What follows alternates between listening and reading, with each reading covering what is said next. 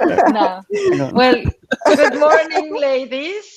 Wonderful ladies, Dada Kin, Dada colleagues. My name is Judy, ma'am. I am one of the co-creators of Dada.art, and I'm here with a wonderful group of my colleagues and friends. And we're going to be talking about an alternative future for NFTs. We're really happy to be a part of CADAF this year, as in many other years. And we have a booth at CADAF Online, which we hope to visit. You visit, and I'm going to allow my friends to introduce themselves briefly, and then we're going to get started. So, Bea, you want to do the honors?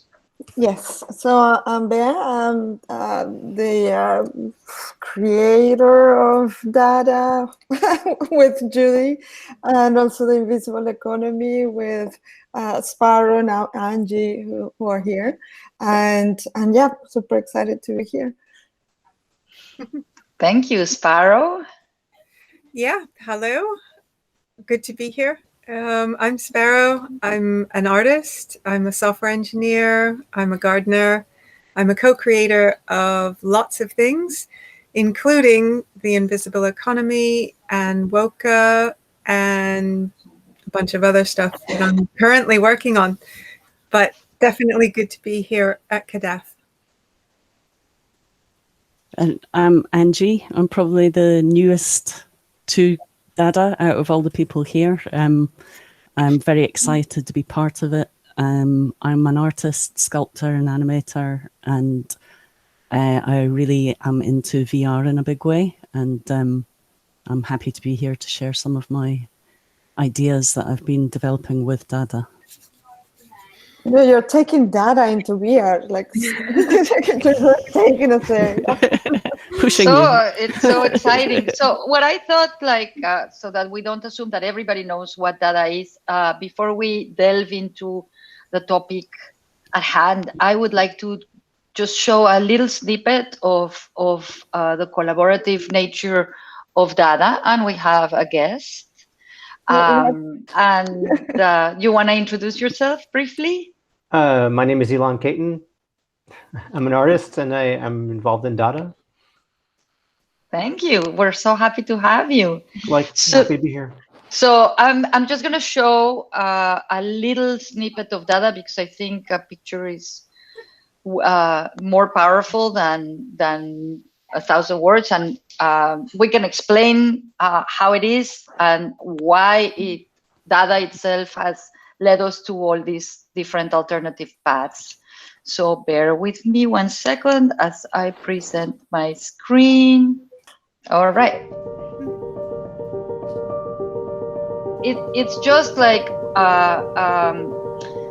visual explanation of what happens in Dada, where people draw together and they create collaborative visual conversations. So a person makes a drawing in our digital tool, and then somebody else replies with another drawing in creating a visual conversation, creating this kind of open-ended dialogue among people from all over the world. And I think that that's what informs everything we do. As we have expanded into more of a community, everything is, I think, born from this give and take of the Dada visual conversations.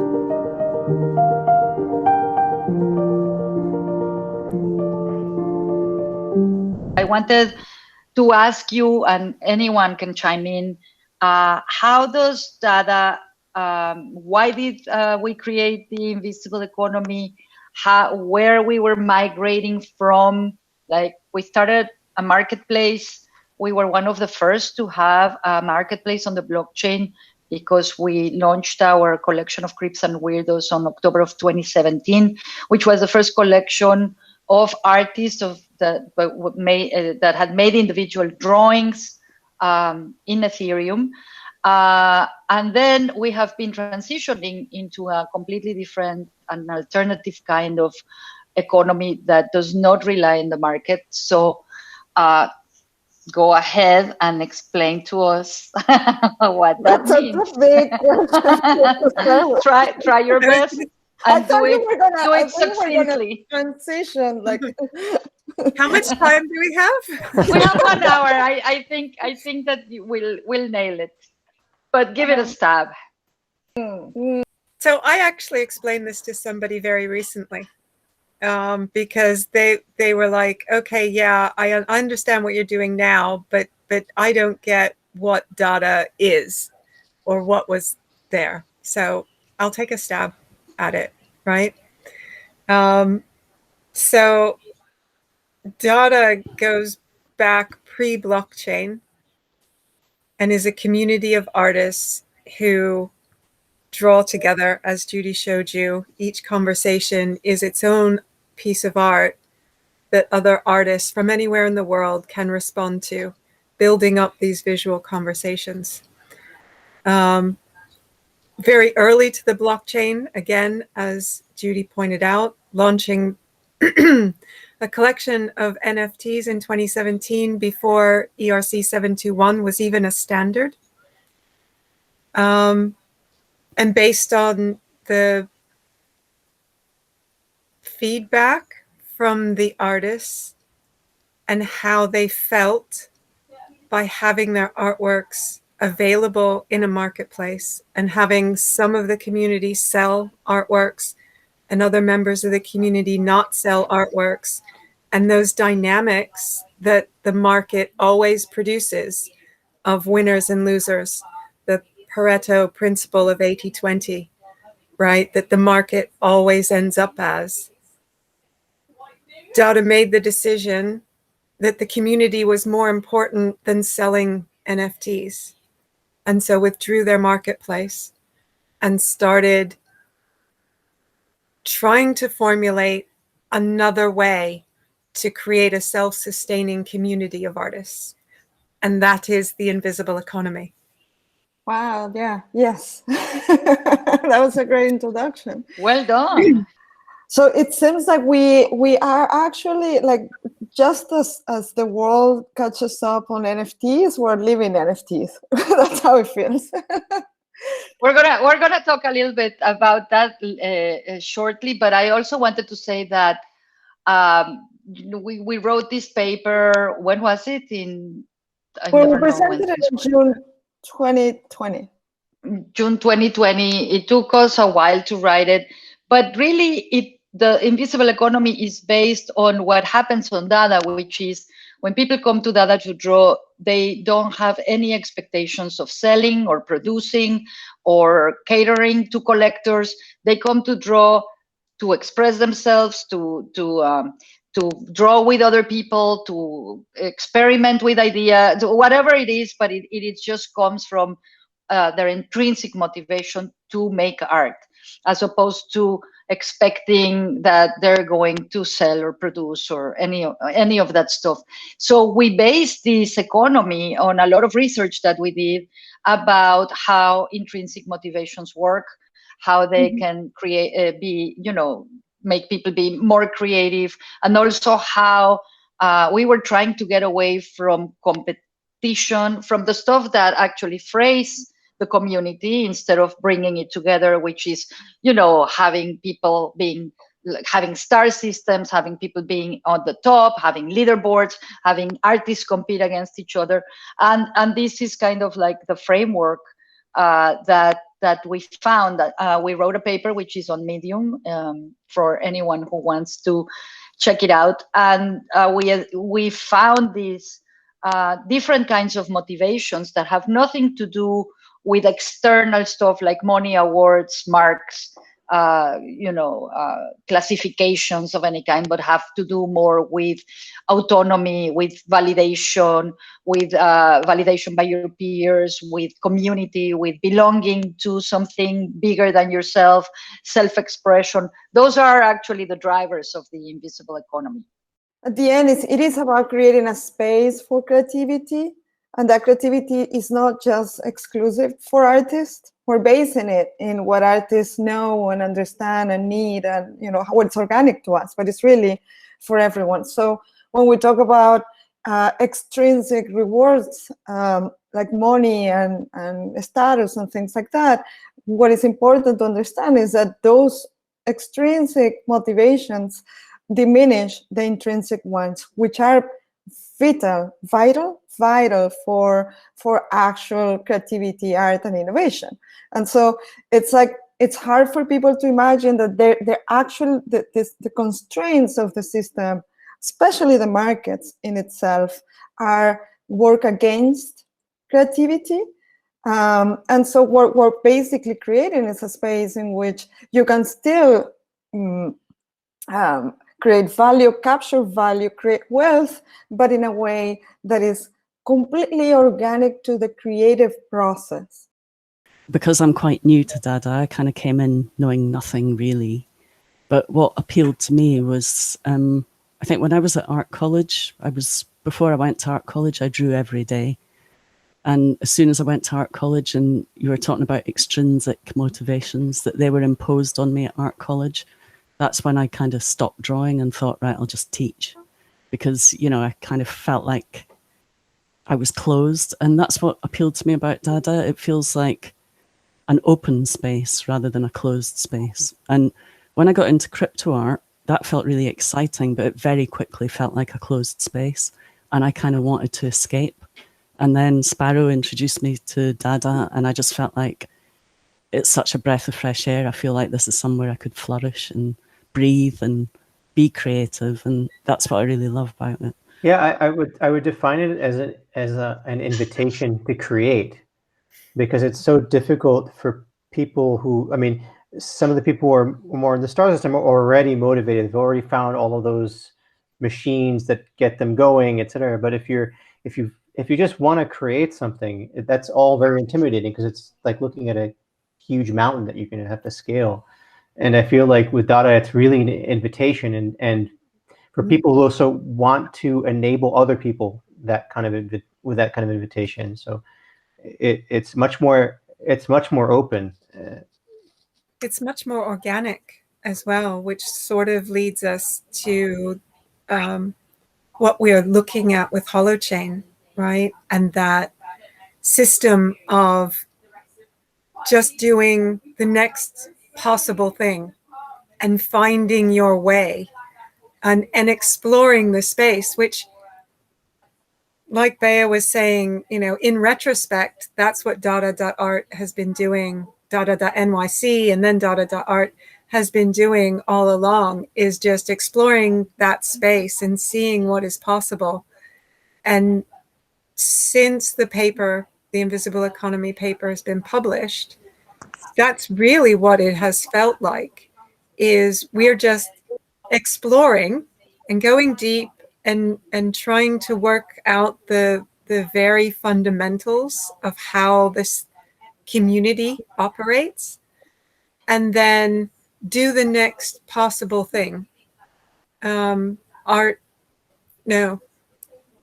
Eric called it the adjacent possible. The adjacent possible. That was a really nice segue into our next theme. But I also wanted to say that so the invisible economy is an alternative to the other kinds of systems that the NFT world basically uses, which is basically the free market. This is something that we are going to prove can be a creation of wealth, that it doesn't necessarily rely, or doesn't actually rely at all, on free markets.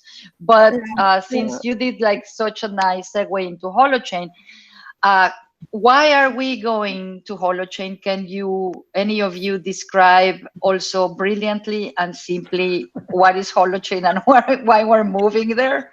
I can't, it won't be brilliantly, but I can try. When you think about the difference between blockchain and something like Holochain, is like, and blockchain has been amazing in the sense of, making NFTs possible, what the technology does and all of that. But it does it in a way that you need to force consensus. And so I like the idea of Holochain not forcing one truth, but instead just like many truths can coexist within the same system. And when you think about it, when Sparrow was describing this organic flow, this organic process. That's how we make decisions. That's how we interact with each other. Like the same conversation that we have on data, where you make a drawing and somebody makes another drawing, and then there's this beautiful conversation. It's the same when we're in a session and somebody has an insight, and then somebody else builds on that, and there's another insight, and then there's an idea, and it's the same with actions. But if you want, Sparrow, to expand a little bit on holochain. Yeah, so I think the key is that holochain is not a blockchain, and the way that it's been architected allows for things that blockchains just can't do. Blockchains, like Bea mentioned, force consensus, right? So that's the key that makes all of the blockchain stuff work, is you have a single source of truth, which is a timestamp that everyone agrees to, and that then it allows the immutability and transparency and everything else that goes into making blockchain a really amazing technology. But when it comes to art, and it comes to valuing art, creating NFTs as a token on a blockchain is really, it's an interesting delivery mechanism, and it allows artists to monetize their work. But for the invisible economy, we knew we weren't going to be monetizing the art. So it didn't really make sense to make them NFTs. And it always sat sort of awkwardly, thinking about how are we going to mint these, and who's going to pay gas, and all of that, those questions that arise when you have a blockchain. So back to holochain, each application defines its set of rules, its grammar, in the way that it's imagined. And as long as the users of that application agree to abide by those rules, you have exactly like a smart contract. Each individual person has their own chain, so they have their own truth, and they make agreements directly peer-to-peer with no intermediary like a miner or a validator to validate those interactions and those claims. So it really is truly peer-to-peer, rather than a blockchain peer-to-peer, except those people over there have to certify it for us, right? Mm-hmm. And that allowed us to imagine expressing the artist-collector relationship in a whole new way, because the exchange of art from the artist to the collector ties their two chains together at that point. And it made just such a beautiful expression of how we wanted collecting art to feel. Mm-hmm. Yeah, it focuses on the relationship, which is more important than anything else, really. Yes. Like, if you think about it, like the most valuable experiences of my selling art are when it's meaningful conversation between me and the person who appreciates it. Yeah. And everything else. So I got some money. Yeah. It's nice, but it's not the same. Doesn't have the same feeling. I actually would say that it expands way beyond artists and collectors, right? But if we put as an example Sight and Sin, which I think Angie is going to show soon, we did it live. It was a live drawing performance at Radical Exchange with 7 artists from around the world.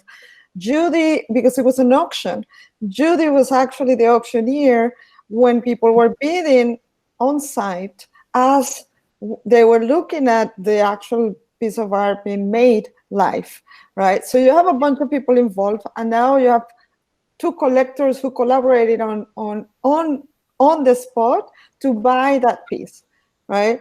So this is a piece that has artists, that has a lot of different people involved, and has collectors.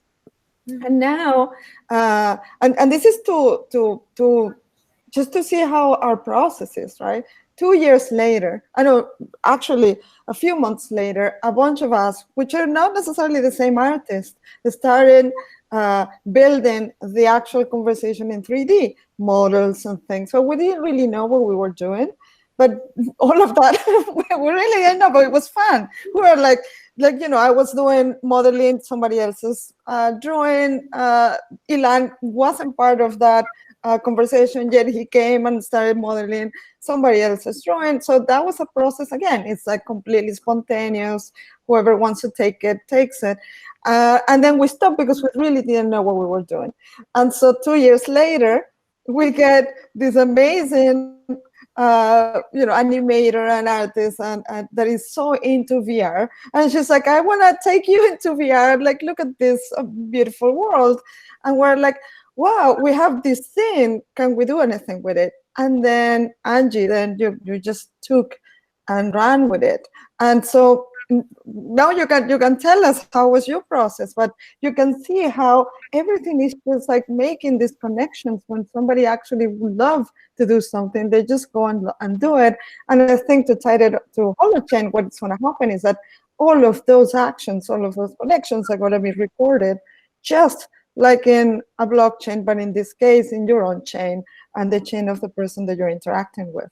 Just, it's pretty amazing, a way of just recording all of these interactions. So Angie, how like, if you want to tell us a little bit of your story on all of this. You said in one conversation, I think somebody said something about people just come along at the right time and that you can trust that to happen. And I felt like you guys came along for me at the right time as well. So it you know, I felt like I was learning all this stuff about VR, but I didn't really know what to do with it. I had all these ideas.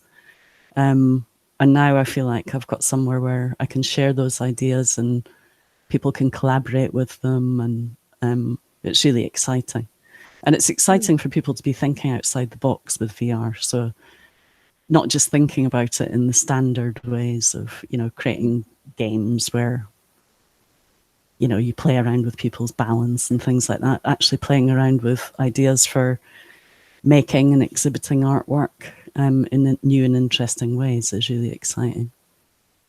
Before you show the work, one of the things I really love about Sight Unseen is that it was very experimental in many different ways, because not only were people, I think it's the first auction where people were actually bidding on something that was being created at the same time, and they maybe also have been bidding about stuff that they didn't know how it was going to end up looking, but also it was the first time this kind of auction was performed, which was called, what was the name of the auction? Channel auction. The channel auction, which was a combination of English and Dutch auctions. So, you know, there was like an opening price, but then like the bids kept going up, and at some point they met in the middle. And because the collaborative art was being created in front of the audience, in the end, the two bidders that were kind of fighting to keep the price, one of them, I mean, I think it really influenced their thinking. And one of them said to the other, instead of just one of us just getting it, let's pull the money that we're bidding, and let's both, you know, share the art. And what we did was that, and because Judy, but because by them joining, there will be more money for the exactly. Art. But also like higher price. Exactly, but also we didn't say, okay, you get half the drawings and you get half the drawings. No, it was like, you both own it and you figure it out how you want to co-own it, but you're owning, both of you are really co-owning this one piece. But also, what also happened was that one of the artists, Marco, also created these paper toys that are also like inspired or attached to the art. So it has had so many different ramifications: live performance, the drawing itself on Dada, paper toys, and now VR. And so Angie, you want to take it away? One of the things that we've been looking at, let me just share my screen. I started in this space. This is VR Land, which is being developed. It's kind of in beta at the moment, and it's one of the VR services, I suppose, I don't know what you call it, environments, metaverse kind of offerings that really appealed to me, because rather than trying to recreate the whole world, they're focusing more on individual spaces.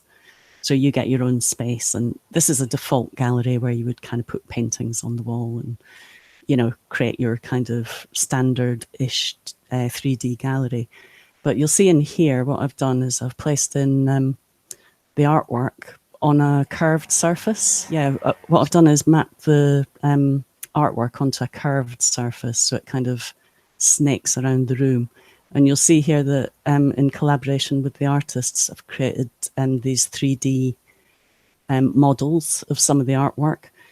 And this is just, you know, in early stages. We're just really experimenting with different ways of presenting this. So this was one idea, that, you know, you could just have a standard gallery space, but just change the way that the art is exhibited within that space.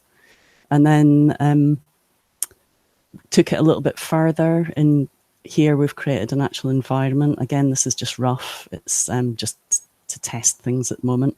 I've put in a couple of my own artworks in there just to show that you can have animation in here as well.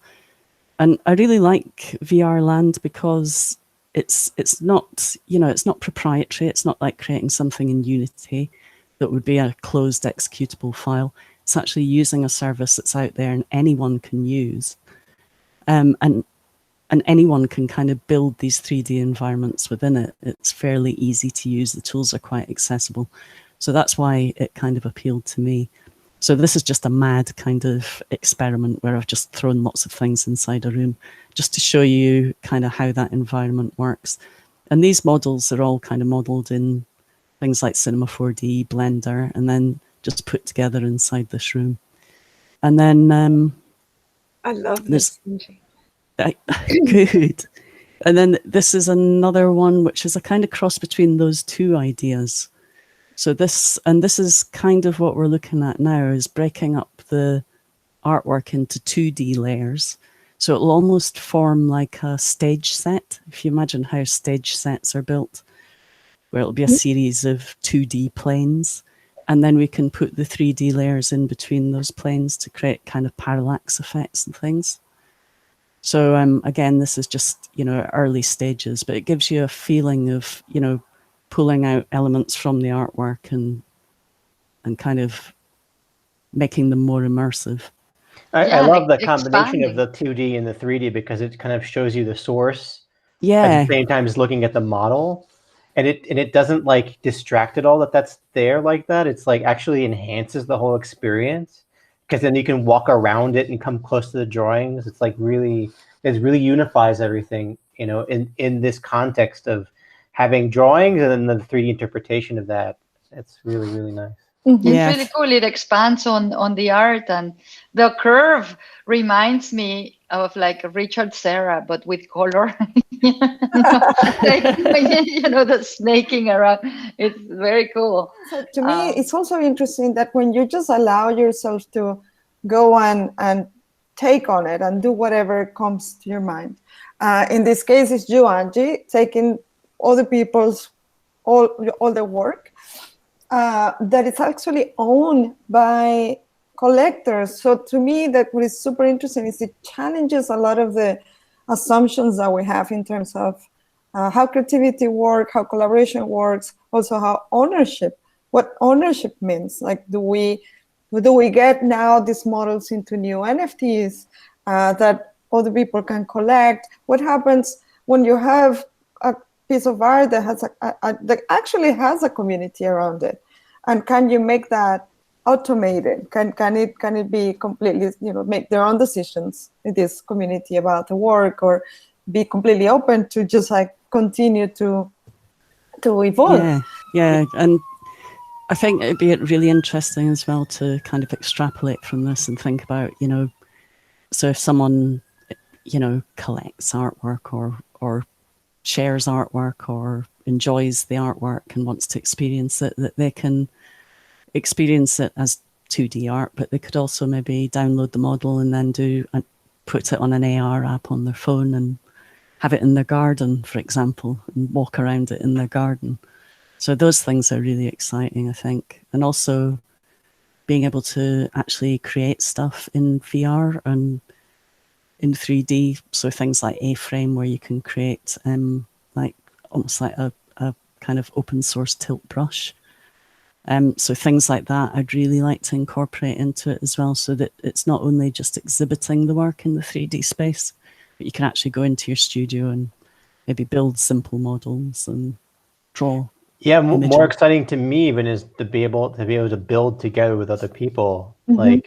Like you know, to like have like a huge blob, and then you're kind of like going through the blob and, you know, carving away at the blob, and suddenly you run into, oh, look, there's Angie on the other side, and, you know, and then that to me is also exciting. This kind of like creation / exploration, which could be really, really beautiful. Like the potential for that is immense. You know, that and just the fact that we're all over the place in different parts of the world, and that we could be together in one space in this medium, to me is just really exciting to think about that. What I love about this is that it really goes a little bit beyond the, you know, we started out in a gallery, but now we're in this space and just like expanding on, because when you go to the metaverse and you go to the galleries, and it's fun, but they're like a recreation of a traditional gallery only in the metaverse, right? So you're walking and things are on walls, and I'm always like crashing into the back of the stairs because I never know how to use these things, you know, whatever. But this, you know, just to me, like, I can think of so many conversations in data where we could create worlds out of them, right? Where we, you know, that would come to life in more than one flat dimension. Yeah, so I mean, I love the idea that, you know, I mean, that having this kind of gallery white wall thing is so, like, it's too clean, and having this kind of space where everything is art, like every inch is as a form of expression, is so much more, like, you're basically bathing in it. I mean, that's immense. Like, that's, yeah, you really are in there, which is is what I was trying to say, but I think you said it much more. And what's interesting is when we talk about full immersion, and you see like video games and all these things, and nothing in there is personal. Like it's a whole top-down structure of creating this experience that dictates every second that you're in there is designed to push you forward. And here in this experience, and which could potentially be data, is every part of it is personal, people's contributions, but also that you're contributing to it, that you can participate in it. That invitation is always there. Is really, to me, again, like it fills my heart. Yeah, but you're also immersing yourself in art as opposed to some game where like you're blowing someone up or whatever it is. You know, this just having the experience of being inside the art is just lovely, you know. Cool. The thing that Ilan was saying, I saw happen in the Dada CryptoVoxels parcel. Someone went and did something, and then someone else would come along and do something else, and then the next person would come in and do something else, and that parcel was a living conversation of artists interacting with each other. Oh my God, it's evolved since I was there last time. It's like I didn't even know we had a parcel, and then somebody shared the link. Somebody put music on it, and it was such a wonderful surprise to see everything had been built, and all these quirky things and beautiful colors, and it really didn't look like the other spaces that I've been where like the walls are white. This was red, and it was all over the place, and things were in the middle, but it just felt really, really spontaneous and creative. And yet still so harmonious, right? Nobody like moved something else that someone else made, and there was none of that. Worked. It was really. This is so Dada. Like I mean, it's really so colorful and so fun, and so like you could see that people came and did their contributions, but it's just very Dada in the sense of the art platform, and also very Dada as Dadaism. It's also interesting because I haven't been part of this construction, so we don't know who did what, and it doesn't matter. And I love that. Like, there's no attribution of what artists. It was just like I do know quite a few things. It just gives me great joy to know. Party. Huh? Who did the party? The party? Dancing I party. have no idea. Yeah, like there's somebody from Charlie Brown that are like, yeah. I mean, don't know who invited them, or these are just gifts, you know. There's a painting there. I don't know who did that, but I love it. And there's also videos from the artist. I saw Isa in a video somewhere, right? From the, I guess there's a video of an invisible economy meeting, or yeah, and there's a joint performance, like inside. And I think Fabiello put some music in there. There's a hangman over a rainbow.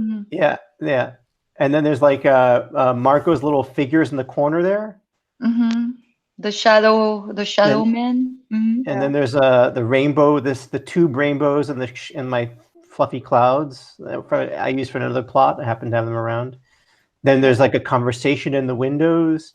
It's so great. It's so bonkers. I love it. It's fun. Very freeing. Yeah. Yeah. Like, it's I mean, it's the early year. Oh, wow. That is awesome. Couldn't resist. That is so you, Angie. Yeah. Yeah, I love this space. I love how free it feels and how full of art and just hey. So it's very cool. Fabiello also did the big Dada letters with the textures on them. Yeah, it's super fun.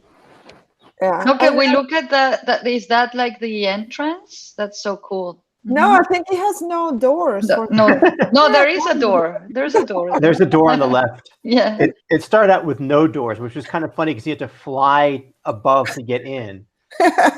So now actually, Angie is womping the screenshot.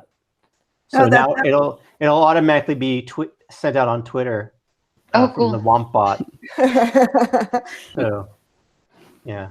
Okay. And that's gonna be the next step with this. That next week we want to invite, all the artists that worked on the original artwork to come in and start playing with these models in this space, so that they can, customize it and learn how to kind of bring in their own models and create their own models. And it'd be like almost like being in kindergarten.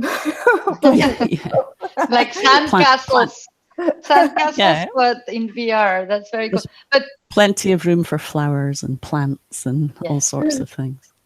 But I think that I was thinking about this topic of alternative future for NFTs, or really thinking, seeing what we have done since we started in 2014, and then when we went into the blockchain in 2017. And Dada has always been experimental. Everything we have done has been an experiment. The Creeps and Weirdos were an experiment. We were like, we need to try this. We need to see if it works. And at the time, they weren't even called NFTs. And, and we were, it was experimental. And every single one of the things that we have done, like doing live drawing performances for audiences in places like, different places, including the Tate in London, or that auction that was the first time anyone ever did anything like that, the Dadagan, which we basically collaborated with Alex Riven, who taught Agan to draw with our data set of drawings. To me, it's like this kind of journey of really open experimentation, which brings me to the reason why we're here at CADAF, is because what you're going to see in our booth are all the collections that we issued from 2017 to 2019. Each one of them, they're all very different from each other, starting with the Creeps and Weirdos. Then we did another collection called Descontrol. We did different ways of launching them. Sometimes we gave them away, sometimes different things. But this is kind of a retrospective and a preview, as the exhibition is called, is looking forward, looking back. But this is the way we are saying goodbye to the market. So everything that we are showing in the booth is the stuff that has been done until 2019. We have 10 different collections. A couple of them have been in CADAF before, like Maria Garcia and the Dadagan, and artists drawing, responding to the Dadagan. But it is how we are saying, we are leaving this behind, we are letting the market enjoy them, and we are going to actually launch the invisible economy, where we're going to create this economy with a completely different system. But also, I wanted to talk about, we're again experimenting once again, and we're going to be doing this in Palm, in the platform Palm. And any of you, Bea, do you want to explain why? Sure. Okay. So everything is an experimentation, and what you were talking about, Judy, that all the collections that we did, the experimentation were not just in terms of the art or the way we display the art. It was also experimentation in terms of economics, and it was very intendedly that we did very different ways of launching these collections to understand all the stuff in terms of incentives and what people will feel, what make collectors collect in different environments and things like that were actually very helpful as we were thinking about invisible economy. So everything is an experimentation, and I feel that our new marketplace, which we decided to put out because those collections were already minted. And in the invisible economy, there is no selling of art. We're not commodifying art in any way. So what the question was, what do we do with these collections that are already minted, that already have collectors?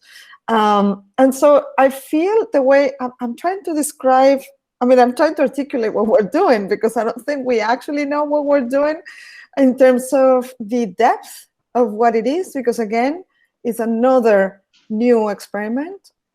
But the way I can see is that we are ahead in terms of all the thinking of the invisible economy took us, I feel, to the future, to where we are now. Like NFTs ecosystem, the crypto art ecosystem is it's here. We're years ahead, and it's like almost like coming back with all that knowledge and bringing a gift to today. It's like, okay, so this is the kind of marketplace that could be in the future, I feel. And this is our sort of our way of materializing a marketplace with all the knowledge that we already have from the invisible economy. Everything that we've learned. I also feel it's really funny because we said, yeah, let's say goodbye to the market. Let's let the market do whatever the hell they want. We, like happy. But now the way we are thinking about this marketplace, it's like we cannot avoid putting it in some sort of context, in like making it an art experience in itself and not just a place where you buy and sell, because that is just not what we do. So now, like this thing that we're the way we're thinking about it, this the conceptualizing it is not only going to be a much more, I hope, and I'm sure it'll be a much more profound experience for the collectors, and there'll be much more stuff because it'll have more meaning than just, oh, here's the creep, or here's the Descontrol, or I want this individual drawing and I'm just going to pay and speculate. It'll be in the context of this learning and of this experimentation and of all this, the journey that we have taken so far and where we are going in the future. So I think it's important, because I think it's important to say that it is within market rules. It's a market. Like this complete free market. We're going to let the market do whatever they want to do with it. Like there's no restrictions, no royalties, no, nothing applied to that. It's like no marketplace fees. No marketplace. Like really, like we're like lifting any restriction. The market will, so the market will like thrive, right? But at the same time, it's like it's been wrapped into this like concept that I find it very meta, because it's like it's almost like a performance act in that way, that it's like people are going to be buying and selling stuff. People are going to be buying and selling our art. People are going to be buying and selling even our memorabilia or important moments in this history from 2017 to 2018. And yet the experience will be more profound, and it will challenge in every sense, I think, how we think about a marketplace. What is it that we're selling? What is it that you're buying? What is it that you own? All of those things are going to be questioned, because we can do it and we can experiment with this technology in such a way, and we can push those boundaries. And you just say, well, we can't do it like everyone else. It's like precisely this way of experimentation, just like it just brings it on itself. It's just like, it's not that we look for it. It's like the space is such that things come up. It's like low-hanging fruits that you can't avoid. But they come up organically from who we are. But I also wanted to touch briefly on, like, one of the reasons why we're using Palm is also that we do have some concerns about environmental impact, right? So as an alternative to well, I mean, we were happy to not have had a lot of impact in terms of energy on the space, because we launched that collection and we stopped launching. We launched very few collections, and we really haven't have a huge environmental mark, right? And so it is a big consideration, and Palm is great that way, that the really is 99% Sparrow. 99% more efficient. Exactly, more efficient, energy efficient. And also the team is great. They're really making this protocol NFT, optimizing for NFT, and also really thinking about creatives and artists. And even if it's under the usual market dynamics, there is a lot of opportunity for us to influence that ecosystem in terms of how much experimentation can be brought into Palm. And so it's a really nice collaboration that we have with them. And so again, we can really go like the collaboration at the end is like, is exciting, is fun, and it just brings things emerge that it would be impossible to plan.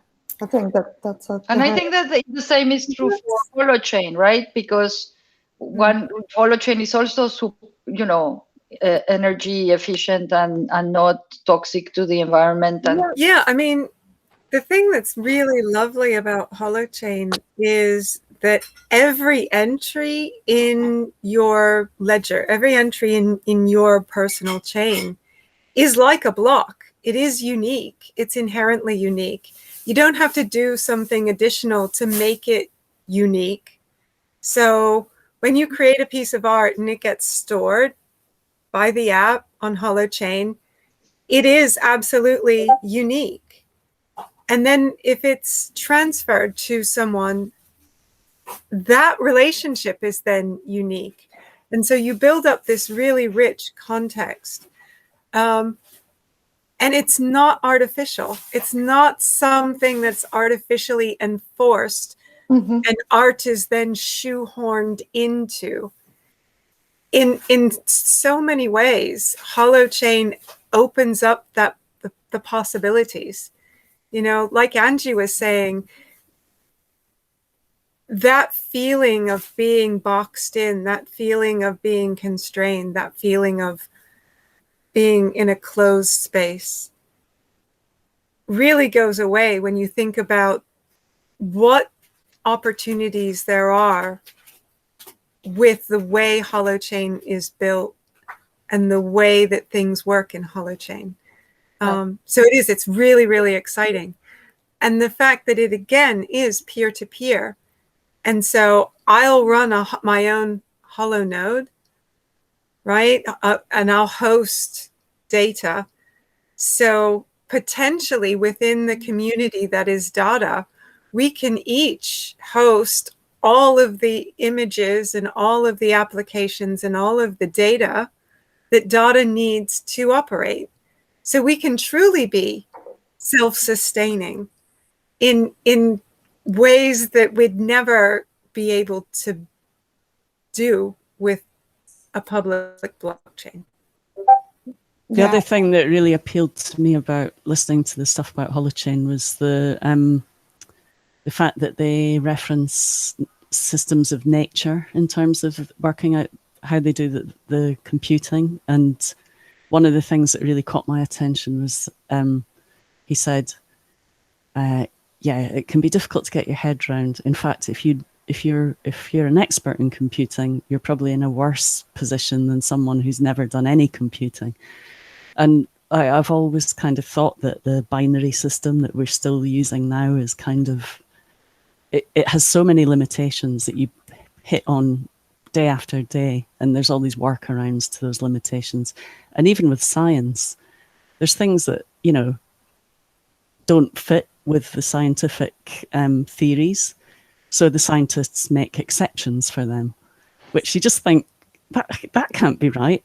Whereas like they're looking at quantum, you know, which I think has a lot of the answers to all of these things that we don't understand in science. And the fact that they're using quantum computing or they're looking at quantum computing but they're using the laws of nature as a way of computing things is really exciting. I mean, I don't understand it, but it makes more sense to me than the current system. And it also makes me feel better for not learning coding, because I think, oh, maybe this coding will make more sense to me. Maybe I'll understand it better, because, you know, I've always hit a brick wall with coding.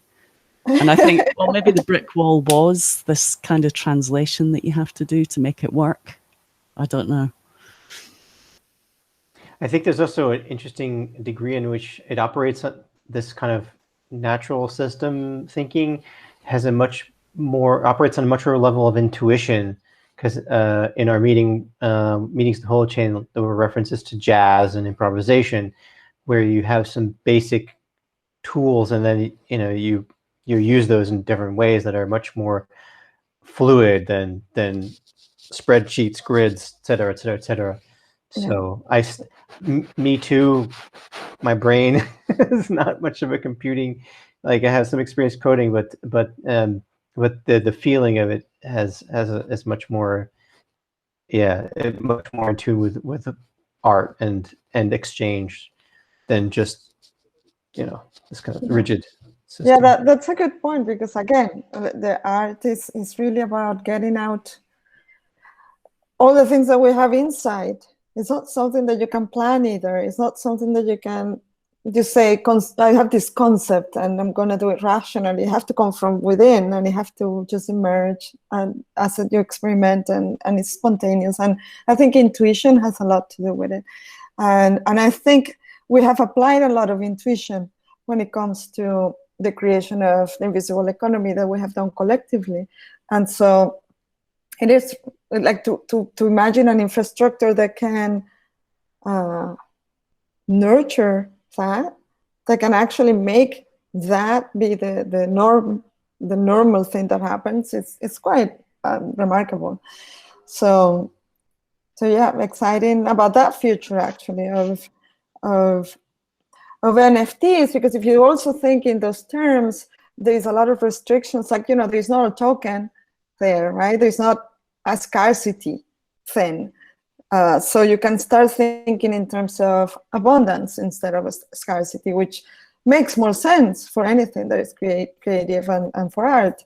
And you can start thinking about how that value exchange actually happens in a way that people make more art, not less, and you experience more art, not less.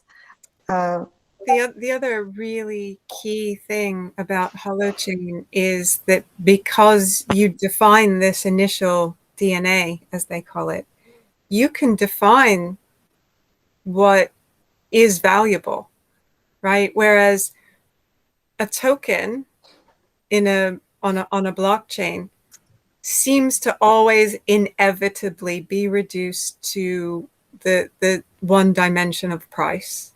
Yeah, a barren asset. No matter what people try and say it is in other contexts or try and give it more dimensions, at the end of the day,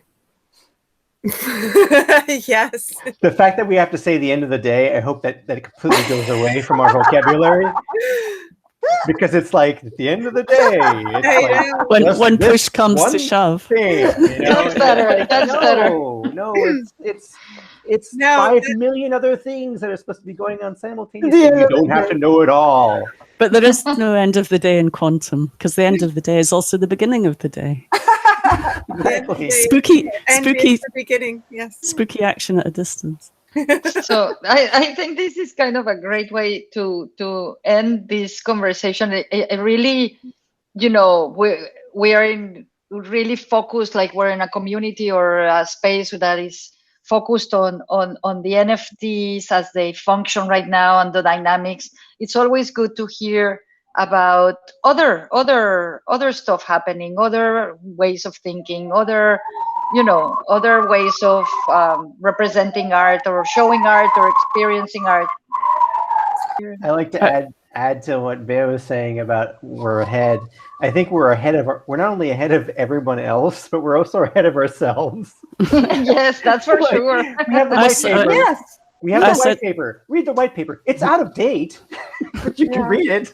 I said to someone the other day, I'm not like they were talking about Hen and platforms, and I said I'm not interested in here and now. I'm interested in what, where, and when, because I think that's the difference. Is like instead of focusing on let's build this thing and keep it where it is and just make it bigger and bigger and bigger, rather than go where can this go, where can we take it, and where can we let it spread, to wherever it wants to go. And that's what I think I get the feeling with Dada, that it's almost like you're allowing something to be rather than just trying to control it and make decisions about what it should be and things.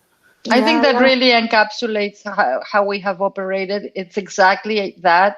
It hasn't been about growing it. It has been about taking it to different places that we don't really know and experimenting. And curiosity. That's how it has been evolving. It's exactly that. It's being comfortable with not knowing your exact destination and just being curious and figuring out where it is.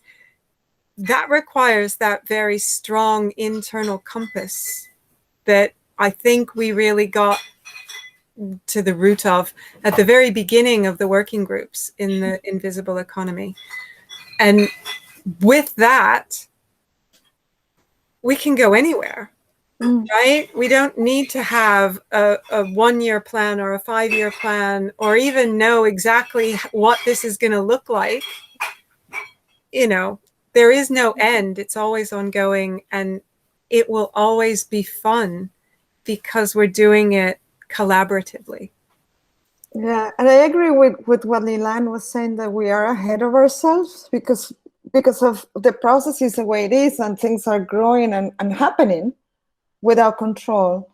Much of the work that we do is trying to understand what is it that we're doing, right? After the fact, which is amazing, because it's almost like the process in itself is like we are just following something that we don't understand, but that feels right. Well, never truer words were never spoken. That is super great. All right, so this has been a wonderful conversation. I hope everybody had fun. Thank you so much. Thank you, CADAF. And everybody say your goodbyes. Thank you kindly. See you in the booth. Do we know the number of the booth? No, we don't know. Just look for data. Okay, so bye-bye. Thank you so much. Bye.